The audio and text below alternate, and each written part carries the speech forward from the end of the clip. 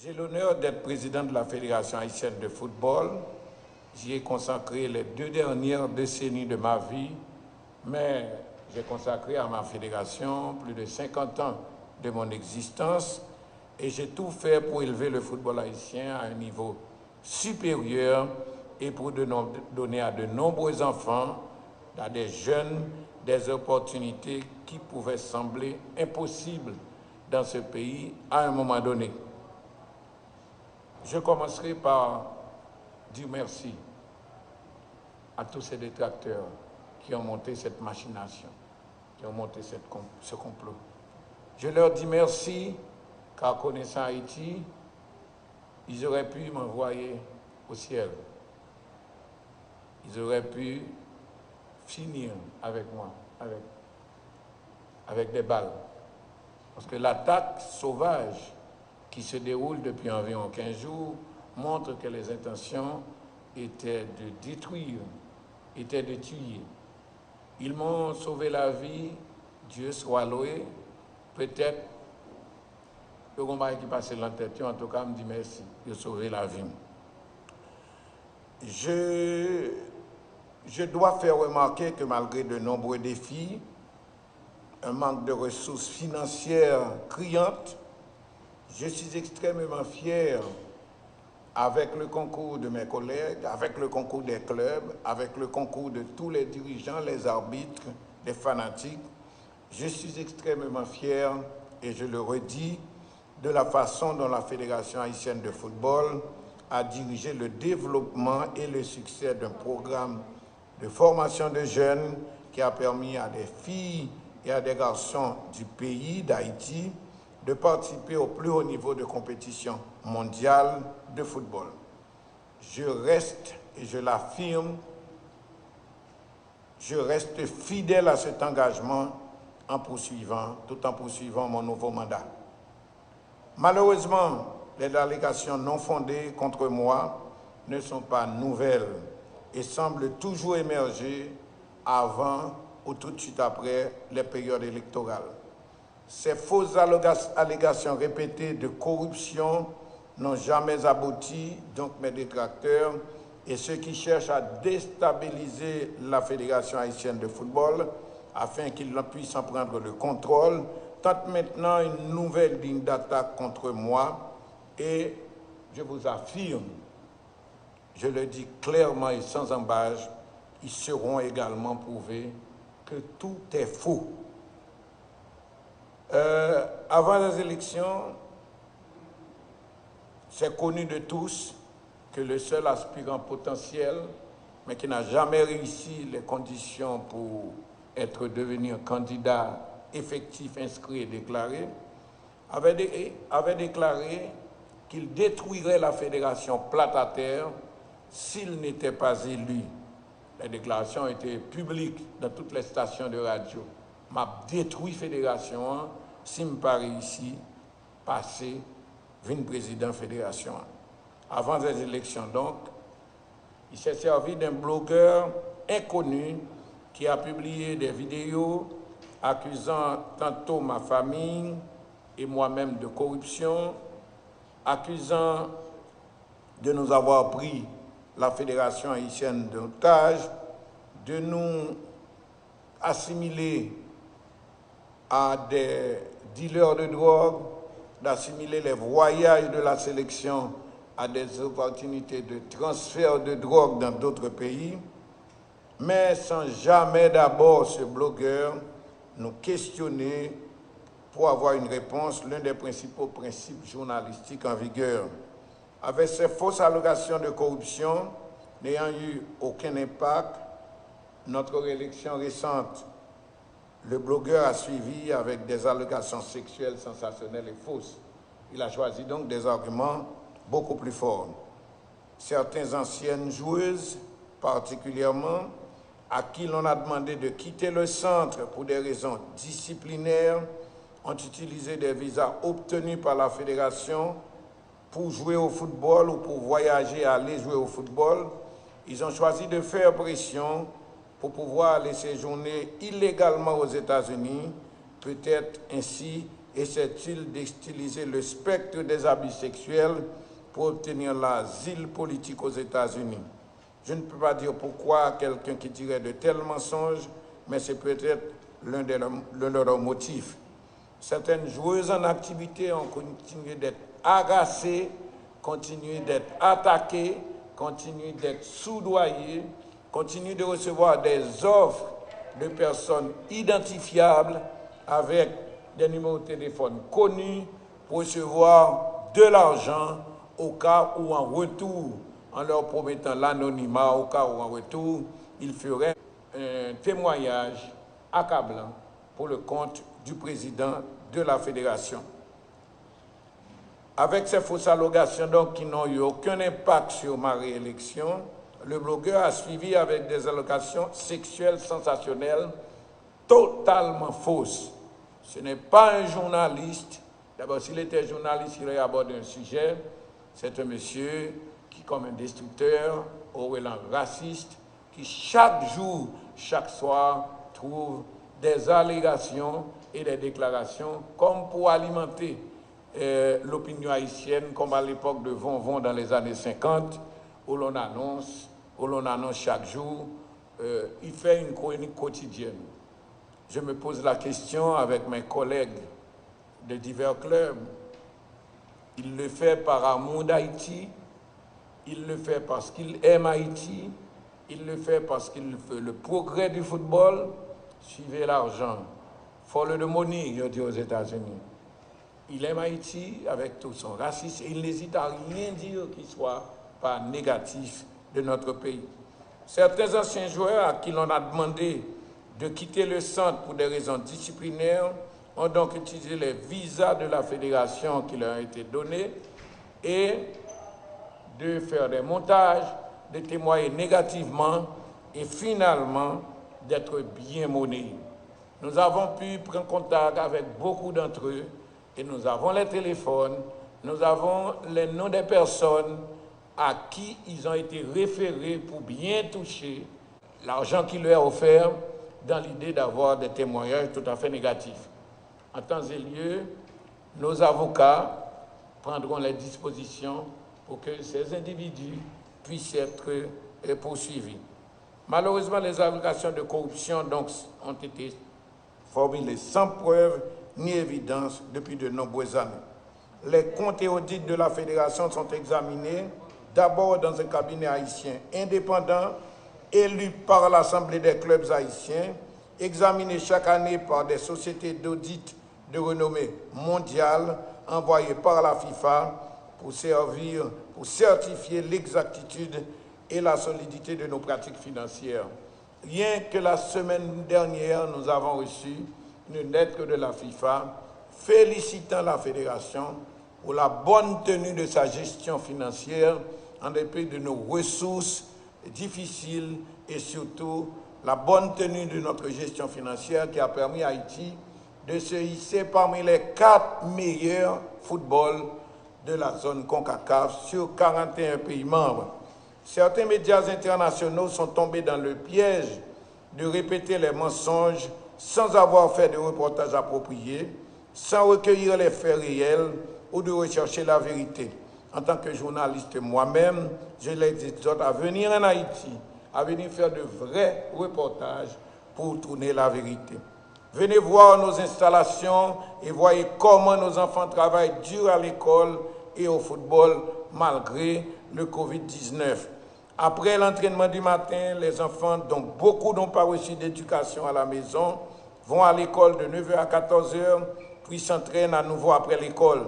Je suis incroyablement fier, moi-même et mes collègues du comité exécutif, mais toute la famille du football, nous sommes fiers de l'académie et des installations résidentielles créées il y a 8 ans pour aider à former la prochaine génération de footballeurs haïtiens. L'académie est un modèle de réussite qu'on présente dans tous les ouvrages internationaux où le personnel dévoué nourrit, éduque et oriente les jeunes joueurs. Beaucoup de nos enfants viennent de milieux familiaux très difficiles, y compris une pauvreté extrême. Le centre leur offre une opportunité unique, un changement de vie et qui inclut l'enseignement académique et physique, développent leurs compétences en football et offrent de l'espoir et un chemin vers le succès, un chemin vers la route menant au firmament de la vie. À l'académie, les enfants reçoivent 3 repas complets par jour, supervisés par un nutritionniste. Ils mangent un régime fortifiant, typiquement caribéen, de poulet, de riz, de bananes, de pâtes et de salade. Régime d'ailleurs que consomment tous ceux-là, exécutifs, dirigeants, hauts cadres de la fédération, qui ont l'honneur, quand ils ont la chance d'être au centre lors de nos réunions. Nous voulons les dortoirs de l'académie, comme on l'écrit, ne sont pas surpeuplés, ils sont aménagés comme un campus olympique avec de grands espaces de vie. Les enfants sont séparés par tranche d'âge et par sexe, et un adulte du même sexe les surveille et dort dans leur dortoir. Aucune allégation sexuelle, d'ailleurs fausse et anonyme, n'a jamais été déposée depuis 20 ans que je suis président, ni depuis 8 ans depuis la création de l'Académie Canon. Les gens qui font des suggestions sur la base d'une vidéo que j'ai publiée moi-même sur une page Facebook qui me montrent assise avec une jeune fille, Coventina, sont complètement hors limite. J'ai été la figure paternelle de nombreux enfants qui ont suivi notre programme. De toute évidence, il n'y avait rien sur l'écran qui était en quelque sorte controversé, sinon on était en train de fêter la réussite du stage et l'admission prochaine pour la première fois d'une jeune haïtienne dans un grand club, dans le plus grand club de football féminin au monde. Lorsque le président Olas nous a annoncé qu'on voulait de Coventina, qu'on la voulait tout de suite, on était content, on s'en réjouissait, et j'ai eu un entretien affectueux, public, qui a été d'ailleurs publié il y a de cela 3 ans dans toute la presse haïtienne. C'est bizarre que c'est en ce moment que ce vidéo serve de support pour ceux qui disent que les enfants ont été agressés sexuellement. Permettez-moi de terminer en répétant mon engagement. Je reste ferme avec mes collègues dans notre engagement envers le football haïtien. Je continuerai à m'acharner à aider les jeunes joueurs haïtiens à réussir. Et j'ai hâte d'être entièrement exonéré de ces allégations et de ces accusations anonymes et sans fondement. Nous avons déjà pris toutes nos dispositions avec notre avocat bénévole, Maître Gaston, pour porter plainte en Haïti contre X, car il n'y a pas de victimes, il n'y a pas encore de gens à être identifiés, mais nous allons forcer la justice, porter la justice à faire une enquête, à ouvrir une enquête, pour que la lumière soit faite et annuler cette abomination. Nous allons aussi immédiatement, et nous avons commencé à travailler avec un avocat en France et à Paris, le cabinet d'avocats est en train de préparer ces documents pour que dans le meilleur délai, dès la semaine prochaine, une assignation soit produite contre ce journaliste pour racisme, pour tentative pour mensonge, pour tentative de dénigrement de personnes en Haïti, mais également de citoyens haïtiens. Nous avons recueilli une firme de relations publiques qui travaille à montrer au monde que nous ne sommes pas ce qu'on veut faire de nous, et nous préparons nos dossiers également pour acheminer et pour assigner le journal Guardian de Londres. Et nous allons porter plainte ici en Haïti dès demain pour que ceux qui se cachent derrière des visages masqués, qui empoisonnent l'existence des filles, qui les met au bord de l'éclatement. Avant-hier, on a dû envoyer des psychologues voir et rencontrer Coventina. Elle était sur le bord de l'effondrement, je dirais même du suicide, tellement il a souffert. Et sa mère, désespérée, m'a dit, même s'il n'y en a pas un avion pour renvoyer ma fille, docteur Jean-Bar, mettez-la dans un sac. C'est où seul de quitter le bail. sous ça, vous voyez faire moi si pas un avion, mettez le long sac, mettez le long cargo, vous voyez faire moi même pas qu'à supporter ça. Car dans tout cela, les organisations peut-être, je les comprends, secouées émotionnellement, même si ces organisations, aucune de ces organisations n'a jamais pensé, en 50 ans de football féminin, à organiser une petite coupe, à offrir un ballon, à organiser des cours de formation, à préparer ses filles à tout ce qu'il fait. Mais ces organisations, je pense, je déduis que c'est peut-être par enthousiasme, par désir de servir, qui se sont empressés de prendre une parole sans sens, sans victime, sans identification et sans nom. Et je présume, je présente mes condoléances à la presse haïtienne qui a été humiliée dans cette affaire. Vous avez des journaux, vous avez une radio, vous avez télévision, vous avez Facebook, vous avez WhatsApp, vous avez Conditions féminines, vous avez ministère de la Justice, vous avez ministère de la Communication. Nous tous, nous avons ignoré ces chemins. Et on s'est contenté d'un petit blogueur avec un petit maillot, avec un air raciste, comme s'il haïssait Haïti, traitant moi-même de criminel et d'assassins à chasser et envoyer en prison, et tout le monde, sans preuve, sans jamais voir qui c'était la victime. Aujourd'hui, c'est Guérina, c'est Nerilia, avec une fausse compte Twitter.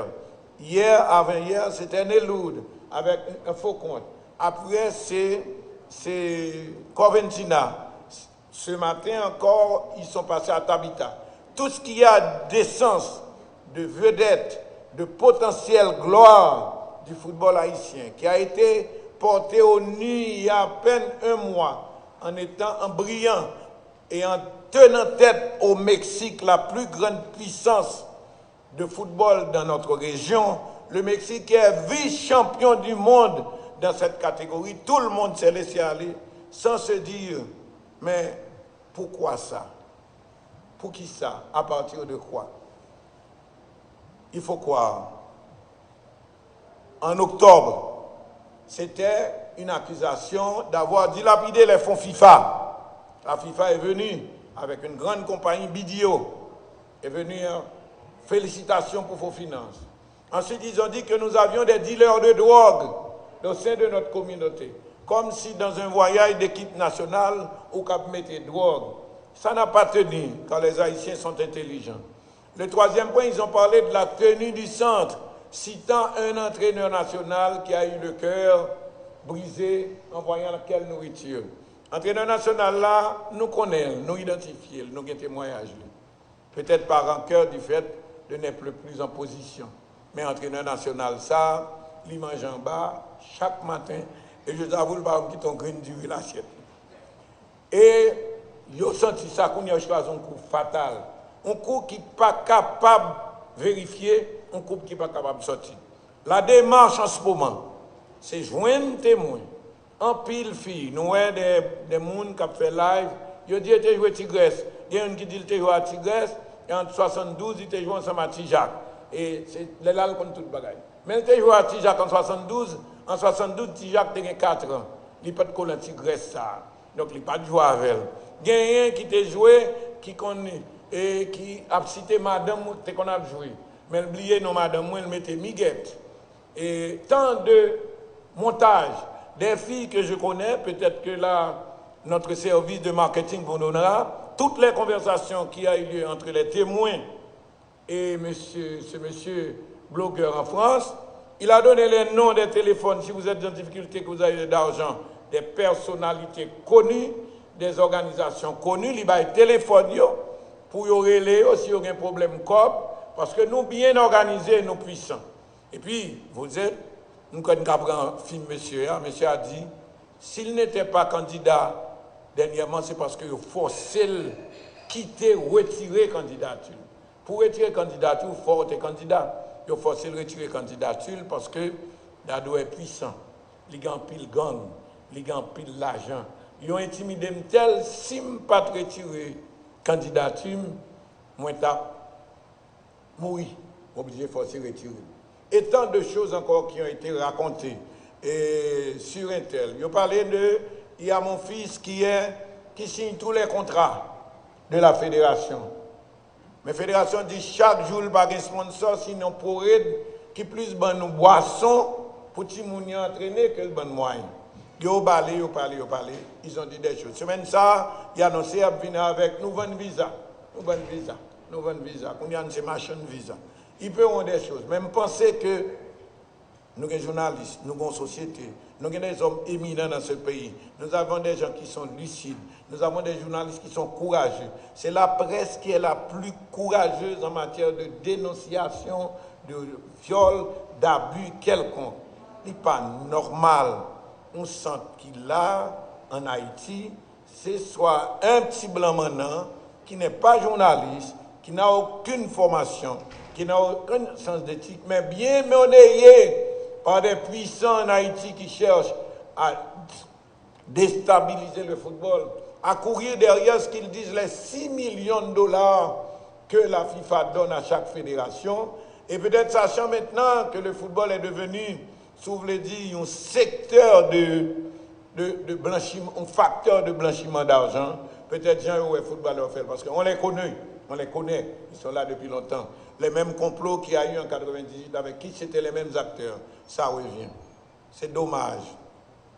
Au crépuscule quand même de ma vie, un crépuscule, je vous assure, qui sera long, parce que Dieu me donnera le courage de continuer à me battre, pour continuer à offrir aux jeunes toute la possibilité qu'il faut pour travailler avec des collaborateurs, afin de faire que la seule activité indépendante, intègre, rigoureuse, qui est d'attaque et qui obtient des résultats qui fait monter Haïti dans la hiérarchie mondiale, il ne faut pas détruire. Et puis, aux organisations féminines, je ne vais pas dire rien. Je dis, il y a 50 ans de football féminin. Il y a pour retarder voir. Parce que le football dans le monde, c'est la principale conquête qui a facilité l'indépendance de la femme. Les organisations, je comprends le combat qu'ils mènent, c'est un combat politique. Mais il y a aussi un combat. Il y a des enfants qui ont des familles. Ils ont malheureux, c'est vrai. Non, ils ont pas sonné, c'est vrai. Mais ils ont une famille à défendre. Nous avons pensé que tout heure fait Timounio, qui est au bord de l'éclatement, qui peut les jouer un match à l'étranger. Le moment où Kimbe devant l'adversaire là, pour l'adversaire là va dire bonne violence, nous bonne ceci, bonne cela. Moi, des organisations, chercher qu'on est, à l'apprendre. Nous avons déjà écrit à toutes les organisations. Nous avons donné à la FIFA de venir. La FIFA promet de venir avec une organisation qui s'appelle Save the Children pour venir travailler avec nous. Nous demandons en pile qu'on venir. Nous avons écrit au réseau haïtien au NDDH, nous demandons de venir. Nous pourrons porter plainte dès jeudi, c'est ça, M. Gaston? Dès la semaine prochaine, on va porter plainte en Haïti contre X. En Haïti cette semaine, en France, la semaine prochaine, et éventuellement aux États-Unis et en Angleterre. C'est dommage que dans la situation, nous avons besoin de petits moyens pour nous occuper de nous plus bien. Mais malheureusement, l'honneur du pays, l'honneur de nous tous, dirigeants de football, des 4 coins du pays, l'honneur de ces jeunes qui ont parents, qui ont famille, qui ont accepté de vivre notre vie, de faire d'autres sacrifices, sont capables de défendre. Je pense que c'est tout ce que nous avons à dire. Nous n'allons pas renoncer, nous allons continuer à nous battre pour l'honneur de ces enfants, pour le respect d'Haïti qui a été foulé aux pieds. Nous, toute organisation sans la pays, Blanc Foot, nous seuls qu'à l'autre, nous pas jamais qu'on va passer, nous pas jamais connaître, Blanc pas qu'un rien, mais il pensait que, plutôt pour petit blanc, si le blanc le dit c'est vrai, il mène nous là. Le football mène à tout, le football mène à la gloire. On prend pile et compliments à un moment donné, pas bien longtemps de ça, l'NT gagné. Mais le football mène également à la honte, à la déchéance. C'est dommage. Mais on continuera d'aimer le football, de servir le football. D'autres en ont connu avant.